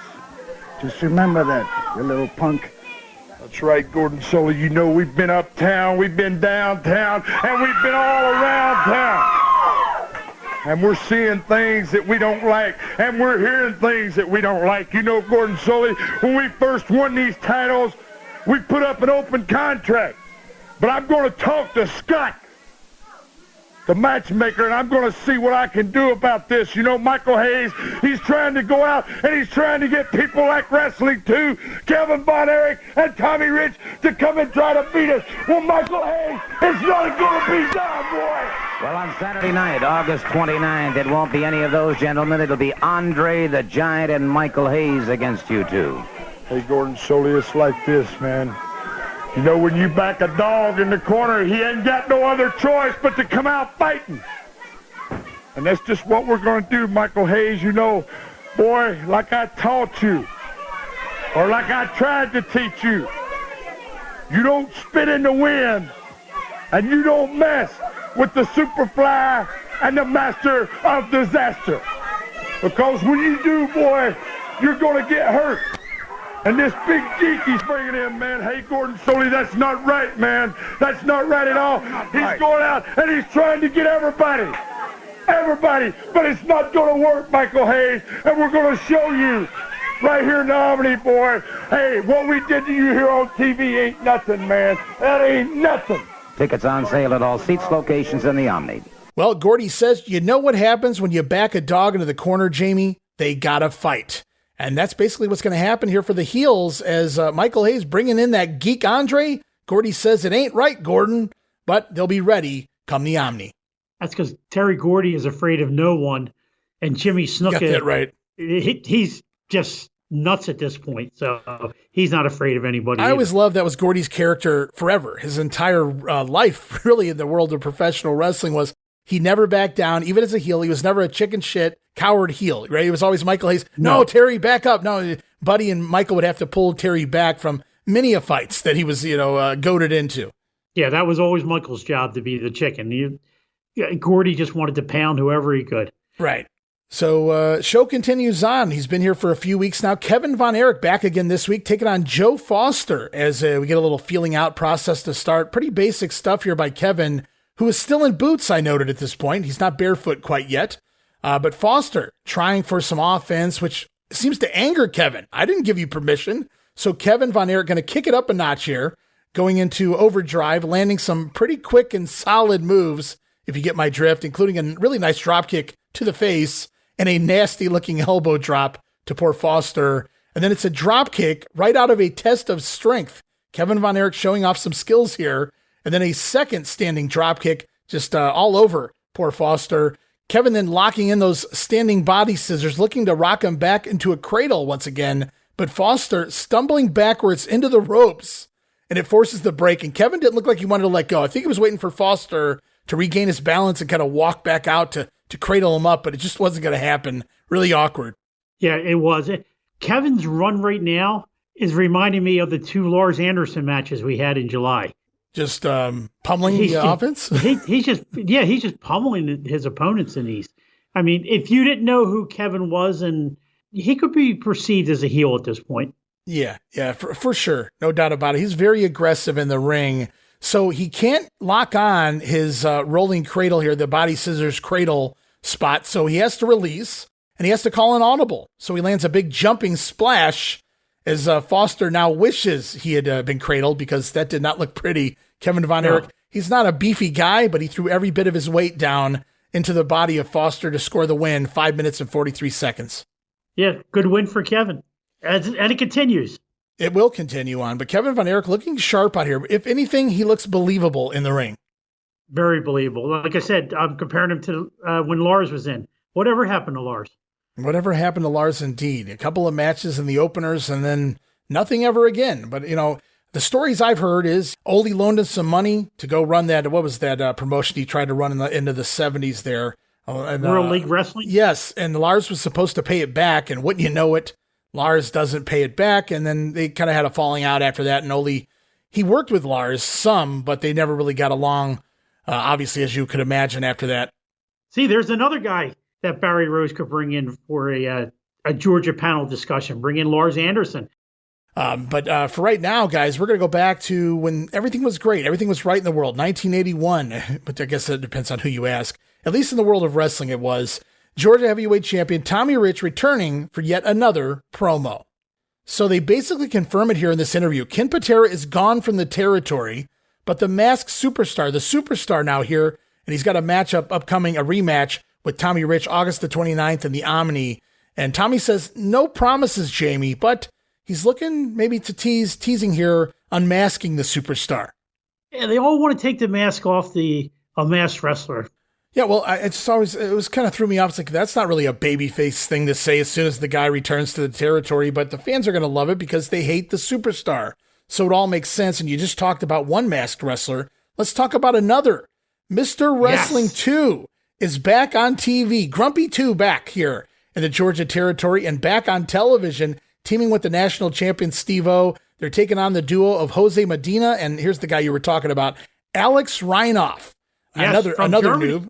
Is that where he was hailing from? Germany? I didn't catch that. Okay. I did catch that. They said he was from Germany. All right. Well, he should probably have gone back to Germany. He may very well have been sent back to Germany in embarrassment after this matchup. Hey, look at this. Steve-O in the ring and actually wearing the national title. So the national title prominently back on television, and for good reason, guys. Stay tuned for that. We haven't seen that belt since like April. Yeah, it's been a while. Maybe he had to wait for it he left it in Japan.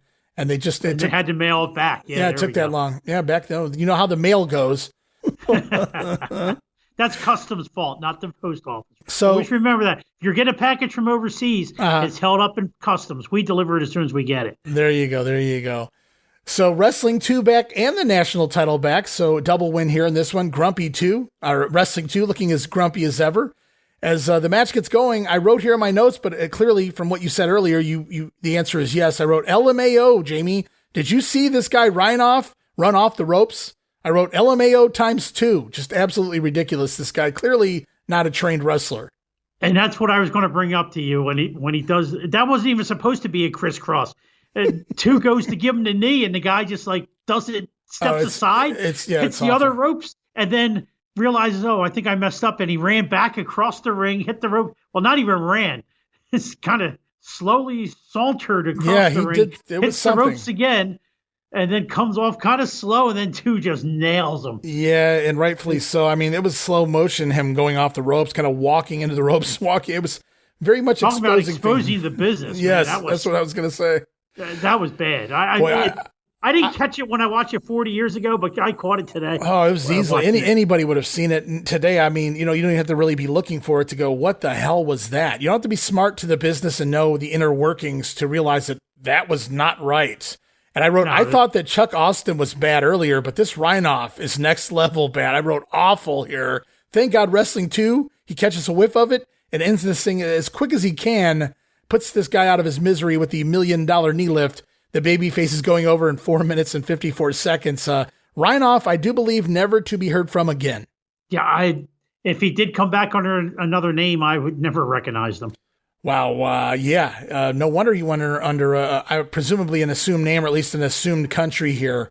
They don't want to mention that he's from the United States, but I'm sure Ole saw this, and that was the end of Rhinoff. What the hell was that? Get that and some other expletives out of my studio here. As we go on, you can tell George Scott is gone because Tommy Rich prominently featured once again on TV. We head off now to our third promo this week. So this time around, it's the old commentary over the video footage, the VTR from the Omni, joined in progress, the new Georgia champion, Tommy Rich, taking on the masked superstar. The heel has the match well in hand, hits his patented swinging neck breaker, gets 1, 2, but Rich kicking out, which really surprised me, and then he picks him up and delivers the Russian leg sweep as well, keeping Tommy down on the mat, again going for the cover as the superstar, but Rich kicking out again, another near fall by the challenger. Is Tommy, though, finally going to duck the big left-armed clothesline from the masked man? And on the rebound, it's the Thez press, getting the 1, 2, 3, 5 minutes and 40 seconds shown here on TV, and I'll take it. Yeah, it was a very good 5 minutes and 40 seconds that we got to see.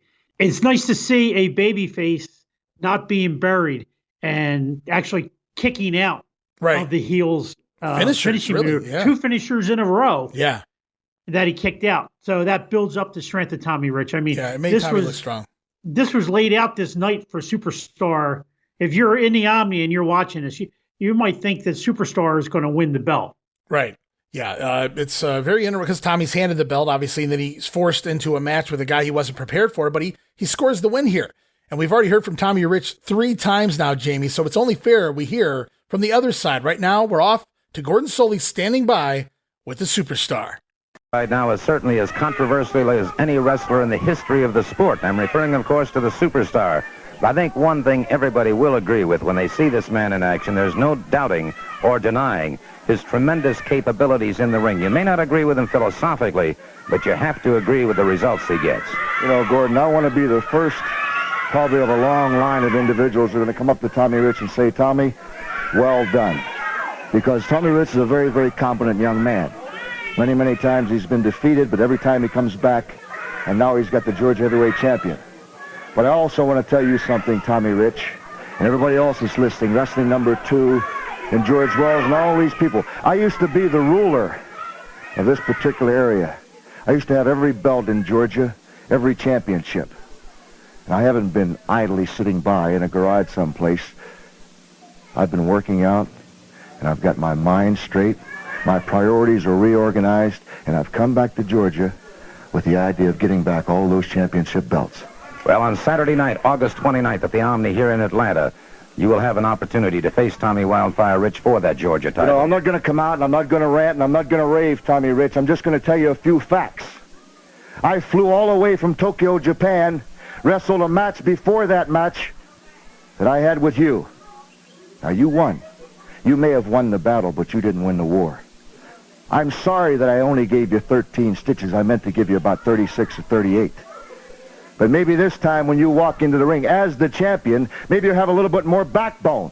Maybe these people that you say help you, they get out and they cheer and they say, Tommy, you're fantastic. Tommy, we like you. Tommy, you're the best in the world. Well, they better be there, and they better be yelling loud, and they better be yelling clear. A lot of individuals have attempted to take this mask off, but I still have it. I'm going to attempt to take something off of you the Georgia Heavyweight Championship belt right here in the Omni.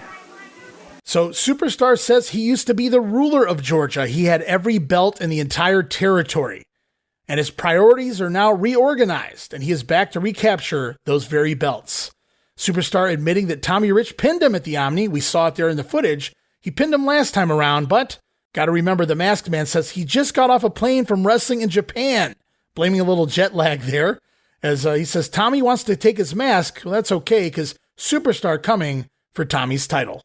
Yeah, Superstar's not afraid of losing his mask. He's had it for however many years. He's not going to lose it, but he knows that he was jet lagged, and now when he's refreshed and he can plan for Tommy Rich, he'll beat Tommy Rich.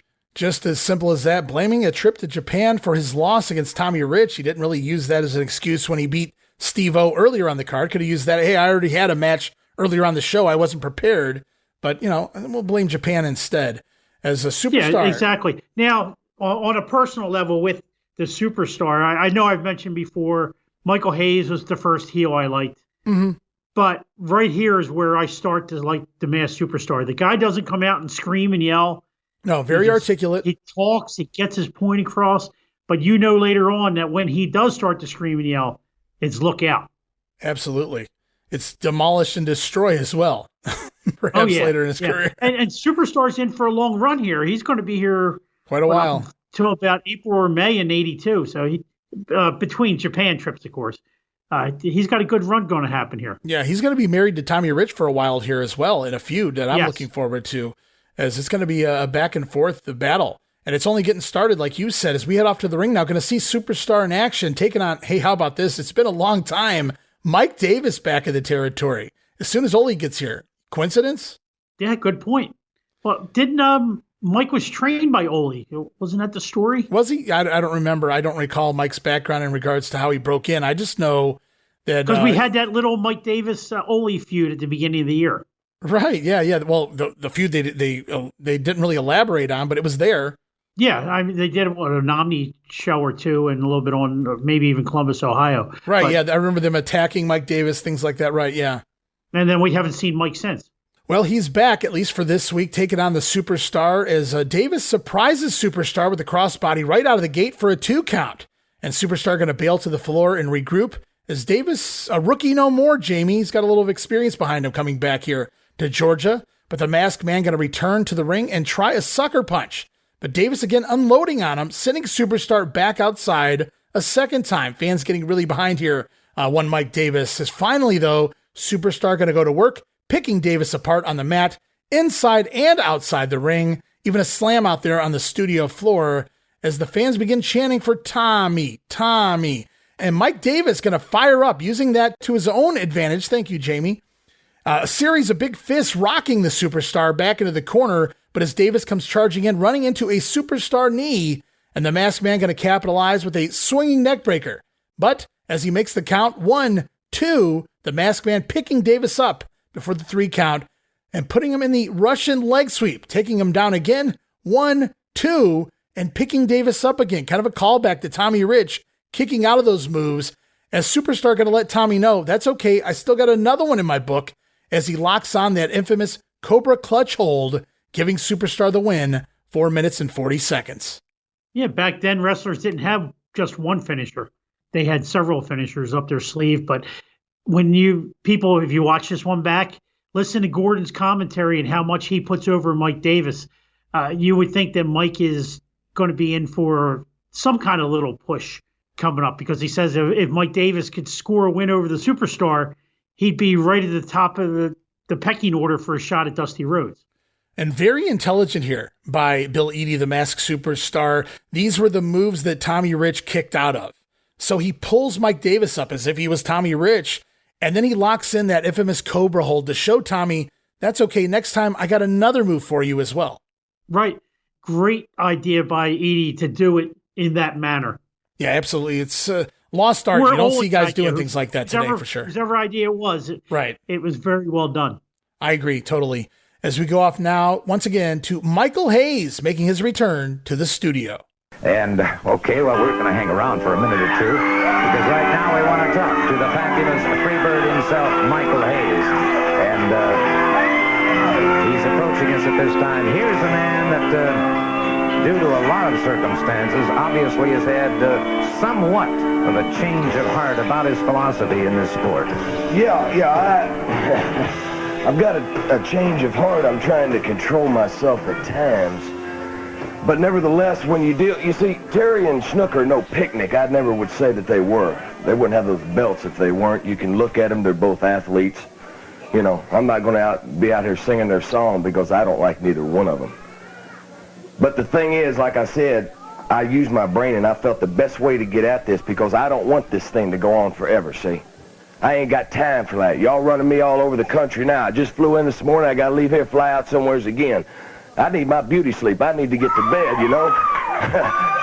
So this thing ain't going to keep going on forever. And I thought you get Andre the Giant and just let him take care of Mr. Superfly. Let him be like a super fly swatter. And then let me and Terry, because in the Omni, baby, on the 29th. Now, first, let me just say this, that I'm going to Kansas for 3 days. Junction City, Topeka, and Wichita. But now you got 2 weeks to think about it. That's why I let you know early, because I want you to sweat. And you talking about when you back a dog in its corner, it's got to come out. The only reason I got to get a partner is because you won't face me one-on-one. So the best way to do it is let the big man take the Superfly, and then me and you, brother. Me and you going to do our thing. And like I said, he could run if he wants to. You can go anywhere you want to, baby, in that building, because I can run too. But I'm not going to bust that head this time. I'm not going to stop there. You understand? I'm going to take your face. I'm going to rub it in that mat. I'm going to make it raw, just like hamburger meat, boy. So Michael Hayes, he's trying to end this thing quickly. He says he picked Andre up to nip this thing in the bud, his feud with Terry Gordy, as he's flying all over the place, says Hayes, and he ain't got time to play around with Gordy and Snuka. He needs his beauty rest, Jamie. So Andre will take the Superfly over to the side while Hayes finishes off Terry Gordy at the Omni. That's the plan walking in. And the good thing is that Michael's face healed in a week, so he didn't have that brush burn on his face anymore. Pretty quick heal job there, I got to say. Well, Mike got out in the sun. You know, he's been flying around in the air, nice and free, like a free bird. It healed quick. Okay. Perhaps some other things, too, in between, but that's neither here nor there. As we go on, we heard from Michael Hayes, so we see the other end in the ring at this point. Georgia Tag Team Champions, Terry Gordy and Jimmy Snuka, taking on Bruce Reed and Jerry Mahoney. Wow, Reed. How the mighty have fallen. I agree. Reed relegated to, hey, he made his debut taking out the Freebirds, and now, unfortunately, he's stuck here with Jerry Mahoney in this matchup, and this should be a quick one, but 3 minutes left of TV time, and obviously this one not going to go very long. As Snuka also in boots. I pointed out Kevin Von Erich wore boots earlier. Yes, he Snuka was. also in boots. So, yeah, it's we're accustomed to seeing these guys as barefoot wrestlers in the 1980s anyway, and not so much here in Georgia in 1981. So it kind of stuck out to me. But Snuka looked badass, like you said, during this run as he delivers a backbreaker to Mahoney, and then Gordy in with a big slam, slams him in place for the Superfly Splash. But Snuka not done yet, as the Fijian then delivering his death grip, if you will, the old Tongan death grip used by Ming later on in WCW. Gordon calls it a claw here underneath the chin of one Jerry Mahoney. Going to score the 1, 2, and 3 as the heels go over in just 1 minute and 34 seconds. Again, we were closing the show. Butch Reed, he's only here for another week, so he never even bothers to tag into this match. Pretty wise. He also doesn't bother to make the save. Why, when he could accidentally get hurt on his way out the door? Good call. Good for Bruce Reed. I mean, he got screwed. Like we said earlier, he came in like a house of fire, and George Scott got the book, and it was just downhill from there. So Bruce here in body, but not necessarily in spirit or mind, just kind of standing on the apron, letting Jerry Mahoney do the job. And I really don't blame him there. As we roll on, like I said, just a minute left of TV time, but that doesn't stop Gordon from talking once more to Kevin Von Erich to close the show. A couple of moments remaining right now to talk to Kevin Von Erich. As I mentioned earlier, of course, here's a man who has won several titles as a professional wrestler, the most prestigious of which I must say, on an individual basis, would have to be that Missouri State Championship. Well, the Missouri State belt is a very prestigious belt. It's been held by some of the greatest champions of all, some guys like Jack Briscoe and both of the Funks, and some really great competitors. And so I was really happy to own that title for sure. Hey, nobody wants to hear that, boy. Nobody wants to hear that. You might be something in Texas, boy, but you're not nothing here in Georgia where all the talent is. So why don't you just step off the TV, boy, and let some men do the talking, okay? Well, gentlemen, I'll tell you what. Kevin, I apologize for this, Mr. Gordy.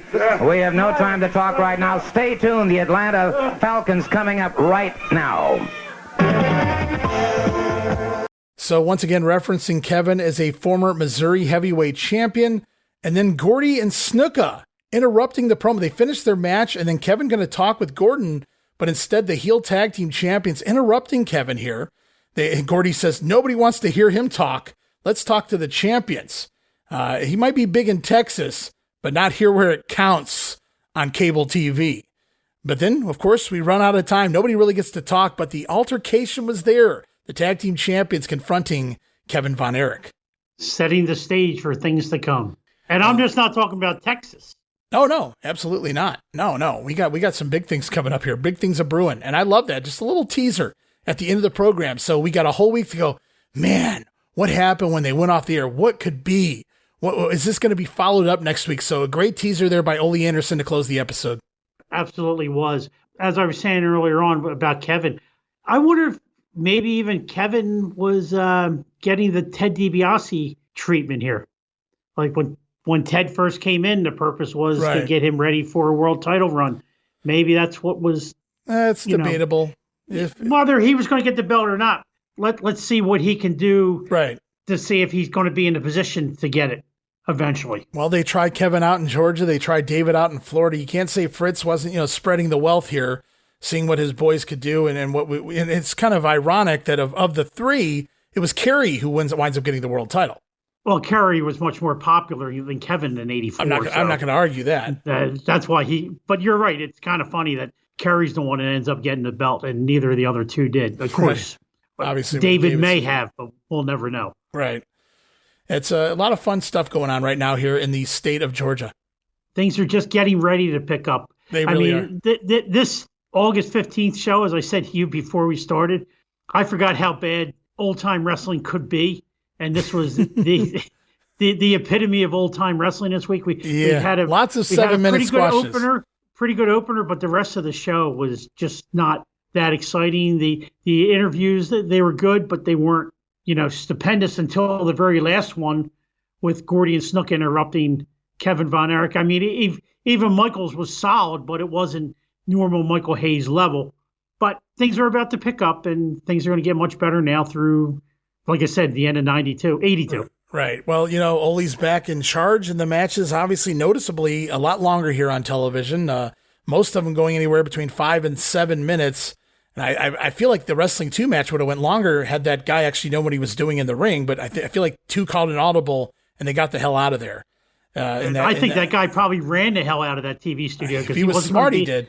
He wasn't going to meet Wrestling 2 in the back. No. 2 would have put a sweater on, had the Mr. Rogers act going, and then just jacked them up against a locker. Yeah, there you go. That would have been fun to see. Where's the camera phones? 1981. But that's going to wrap it up here this week, Jamie. Another 2 weeks of Georgia out of the way. Omni card in between, big Omni card, and we got another one coming already at the end of the month, August the 29th. Remember the big one there, Andre and Hayes against Gordy and Snuka, another rich and superstar match. And Brody coming to town once more to take on Chris Cannon, the future King Kong Bundy. We'll have to see what else develops leading into that big show for the next episode of Georgia here on Regional Rasslin. But want to say once again, thank you again for doing this. Another great time here on Regional Rasslin with you, Jamie. And if you have any shout outs, tell them now. All right. Well, as usual, I want everyone to check out all my buddies and the Other Ship podcast. Drew Samuel, Michael Harrod, Chris Spiker, William Merriweather. Not only do they talk professional wrestling, they talk all kind of different topics. They were talking cassette tapes the other week. They're big into music. They're big into food. Everything that a normal person everything a normal person's into, they're into. So if you get a chance, check it out. They get a new episode. It comes out at 6:05 every Sunday night. And listen to their podcast. You won't be sorry. Yeah, Other Ship. Those guys are great people. Fun times. I'll back that 100% with Jammie Ward there. Check those guys out and check out their Facebook page. Check out their Twitter. account as well. But those guys are all over Facebook. You said they're big into food, and there's no doubt if you go to their Facebook page, lots of great meals posted there. Makes me hungry all the time. Yeah, I'm always posting some of the good meals I get. Damn you. In the other ship. Hey, Philadelphia is the best area for food. Yeah, you can have your New Yorks, you can have your Chicagos, but we have everything in Philadelphia. Well, all right. Well, I'll have to check that out myself one day. But all right, Jammie, thank you again for squeezing me in here, middle of the day. We found a little extra time and we got one out of the way. Want to knock it out, get as many shows out as we can leading into the Glory Days GrappleCon, because they're going to be taking that following week off, guys. There's not going to be any shows on the WrestleCopia Podcast Network, at least not planned at this point in time. I'm going to be there on vacation with my wife for about a week. And I'm not going to force myself to do any editing or recording leading into that. No, happy wife, happy life. Remember that, go. Ray? I know that. But I do have one more plug.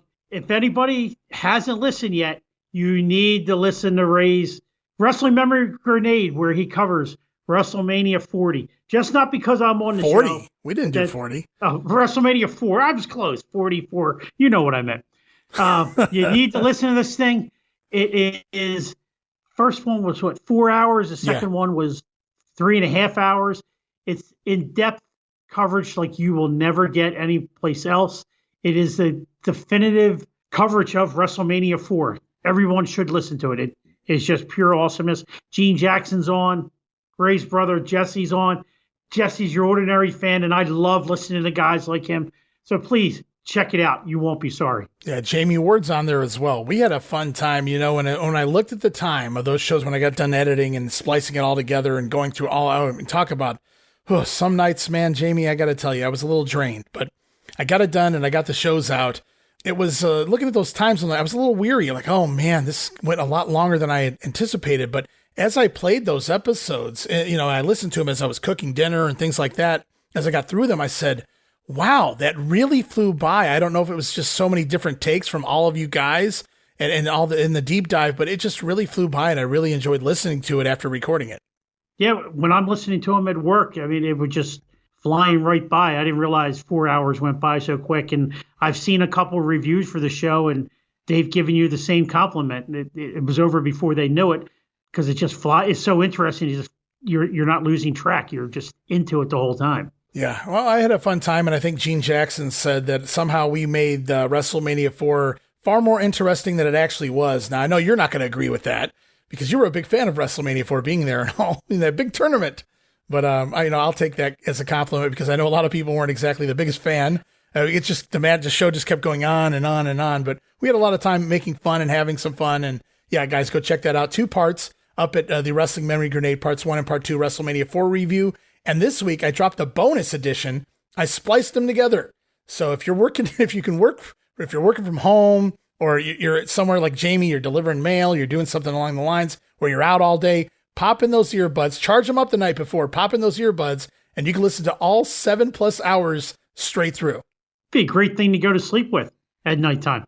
Could be. My brother listened not because it's boring. I'm just saying you put the earphones in and just try to remember where you actually fell asleep and then pick up from that point again. And you mentioned my brother's on the show. He actually just flew to Phoenix for work and he listened to the first half of the WrestleMania 4 review on his way there. So he loved it as well. So looking forward, guys, to doing a little more in the future with you guys on the show when we, cover another pay-per-view and whatnot down the line. SummerSlam in 1988, perhaps. But right now, guys, we're going to wrap up Regional Rasslin. I want to thank you again, Jammie, for making the time and knocking another one out.